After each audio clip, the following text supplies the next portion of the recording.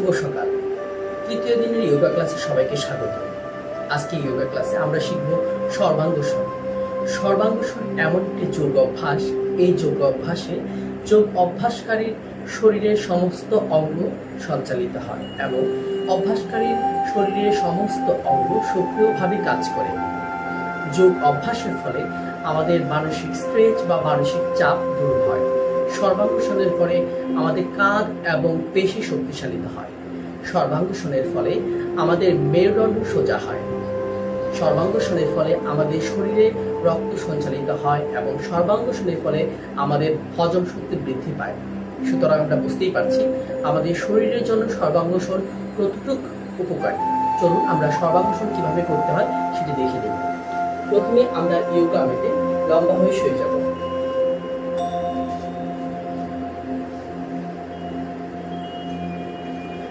তারপর আমাদের পা থেকে কোমর পর্যন্ত পিছনের দিকে টার্ন করে আমাদের হাতের সহযোগিতায় কোমরে সাপোর্ট নিয়ে আমাদের শরীরের নিম্নাংশটা উপরে স্ট্যান্ড বাই থাকবে। এই অবস্থানে আমরা 1 মিনিট ধরে থাকবো।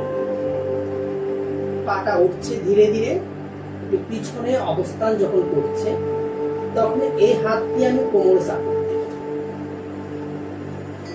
ধীরে ধীরে আমার পাটা উপরে তুলে এই অবস্থানে আমরা 1 মিনিট অবস্থান করব।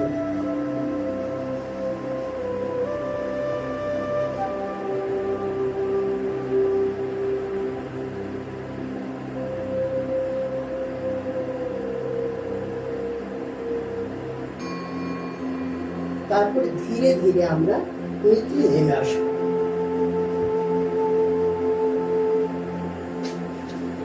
এই আসনটিকে আমরা বলছি সর্বাঙ্গসন। আসুন আমরা প্রতিদিন যোগ ব্যায়াম অভ্যাস করি, নিজে সুস্থ থাকি। ধন্যবাদ।